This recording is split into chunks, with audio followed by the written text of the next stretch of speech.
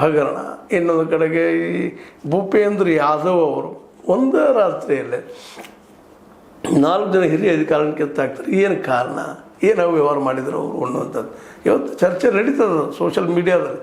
ಆದರೆ ಗೋಧಿ ಮೀಡಿಯಾ ಇದ್ರೆ ಮುಚ್ಚಿ ಹಾಕಿದೆ ಅಂತ ಹೇಳ್ತಾ ಇದ್ದಾರೆ. ಅದು ಮುಚ್ಚಿ ಹಾಕಲಿ ಇಲ್ಲಂತಲ್ಲ. ಯಾಕಪ್ಪ ಅಂತಂದ್ರೆ ಸಹಜದ ಅವರಿಗೆ ಆರ್ಥಿಕ ಸಹಾಯ ಸಿಗ್ತದೆ ಸರ್ಕಾರದಿಂದ. ಹೀಗಾಗಿ ಅವರು ಸರ್ಕಾರದ ಪರವಾಗಿ ಮೌನ ವಹಿಸ್ತಾರೆ ಕೆಲವೊಂದು ಹೇಳುವ ಸಂದರ್ಭದಲ್ಲೇ. ಅದು ತಪ್ಪಿದೆ. ಮನಮೋಹನ್ ಸಿಂಗ್ ಸರ್ಕಾರ ಇದ್ರೆಲ್ಲ ಏನು ಮಾಡ್ತಾಯಿದ್ರು ಅಂತ. ಯಾಕಂದರೆ 3G 4G 5G ಅಂತ ಏನೋ ಇತ್ತು, ಅದು ಸುಳ್ಳಾಯಿತು ನಂತರ ಸಿಗಲೂ ಇಲ್ಲ. ಅದು ಏನು ಅನ್ನೋದು ಗೊತ್ತು ಆಗಲಿ ಇಲ್ಲಿವರೆಗೆ. ಆದರೆ ದೊಡ್ಡ ಹಗರಣಪ್ಪ ಇದು ಅನ್ನೋದು ಬಿಂಬಿಸಿದ್ರು ಅವತ್ತು. ಬಿಂಬಿಸಿ ಕಾಂಗ್ರೆಸ್ ಸೋಲೋದಕ್ಕೆ ಅವತ್ತು ಅದೇ ಕಾರಣ ಆಯಿತು ಅನ್ನೋದು ಸಹಿತ ನಾವು ಇವತ್ತು ಅಲ್ಲಗಳಿಗೆ ಸಾಧ್ಯ ಇಲ್ಲ. ಇಂಥ ಒಂದು ಎಲ್ಲ ಘಟನೆಗಳು ನಡೀತಾ ಇದ್ರು ಸಹಿತ ಇದು ದೊಡ್ಡದಾಗಿ ಅಲ್ಲಿ ಗೋಧಿ ಮೀಡಿಯಾದಲ್ಲಿ ಚರ್ಚೆ ಆಗ್ತಾ ಇಲ್ಲ. ಅದು ಒಂದು ಎರಡಲ್ಲ ಎಲ್ಲನೂ. ಯಾಕಂದರೆ ಇವತ್ತು ಗೋಧಿ ಮೀಡಿಯಾ ಅಂತ ಸ್ಪಷ್ಟವಾಗಿ ಅದೇನು ಟ್ರಸ್ಟದ ಒಂದು ನೇಮಿಸಿದ್ರು ನಮ್ಮ SIT, ಅದು ಹೇಳಿದ್ದೆ ಫೈನಲ್ ಅಪ್ಪ ಅನ್ನೋಂಗೆ ಇವತ್ತು ಅವ್ರು ಬಿಂಬನೆ ಮಾಡ್ತಾ ಇದ್ದಾರೆ.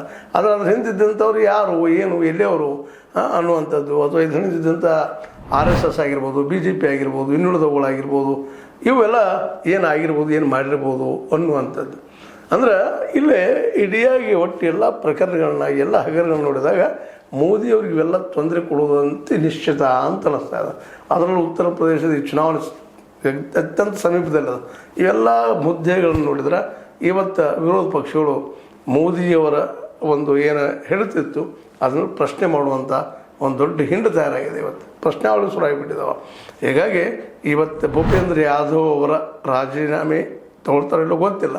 ಬಟ್ ಭೂಪೇಂದ್ರ ಯಾದವ್ ಅವರ ತಮ್ಮ ಕೈ ಕೆಳಗಿನ ಅಧಿಕಾರಿಗಳನ್ನು ಕಿತ್ತು ಹಾಕಿದ್ದನ್ನು ನೋಡಿದರೆ ಇದು ಒಂದು ದೊಡ್ಡ ಏನು ಘೋಟಾಲ ಅಥವಾ ಹಗರಣ ಆಗ್ಯದಂತ ಯಾರಿಗಾದ್ರೂ ಅನಿಸ್ತದೆ ಮೇಲ್ನೋಟಕ್ಕೆ. ಯಾಕಂದರೆ ಒಂದು ಓಣಿಯಲ್ಲಿ ಸಣ್ಣ ಒಬ್ಬ ನಮ್ಮ ಫ್ಯಾಕ್ಟ್ರಿಯಲ್ಲಿ ಕೆಲಸಗಾರರಲ್ಲೇ ಒಬ್ಬ ಕಾರ್ಮಿಕನ ಅಥವಾ ಒಬ್ಬ ಕ್ಲರ್ಕನ ತೆಗೆದು ಹಾಕಿ ದೊಡ್ಡ ಸುದ್ದಿ ಆಗ್ತಾ ಇರ್ತದೆ. ಅಂಥ ಪ್ರಸಂಗದಲ್ಲೇ ಇದು ದೊಡ್ಡ ಹಗರಣ ಆಗಿದೆ. ದೊಡ್ಡ ಹಗರಣ ಸಹಿತ ಇಲ್ಲಿವರೆಗೆ ಇದ್ರ ಬಗ್ಗೆ ಒಂದು ಪ್ರಶ್ನೆ ಇಲ್ಲ ಅನ್ನುವುದು ಮುಖ್ಯ ಪ್ರಶ್ನೆ ಆಗಿದೆ. ಏನೋ ಇಲ್ಲಿ ಮೋದಿ ಅವರು ಮಾತ್ರ ಈ ಒಂದು ಸಂದರ್ಭದಲ್ಲೇ ದಿನದಿಂದ ದಿನಕ್ಕೆ ಮಂಕ್ ಆಗ್ತಾ ಇದ್ದಾರೆ ಅನ್ನೋದ್ರಲ್ಲಿ ಎರಡು ಮಾತಿಲ್ಲ. ಒಂದೊಂದು ಸಮಸ್ಯೆಗಳು ಒಂದಿಲ್ಲ ಅನ್ನೋದ್ರೆ ಒಂದು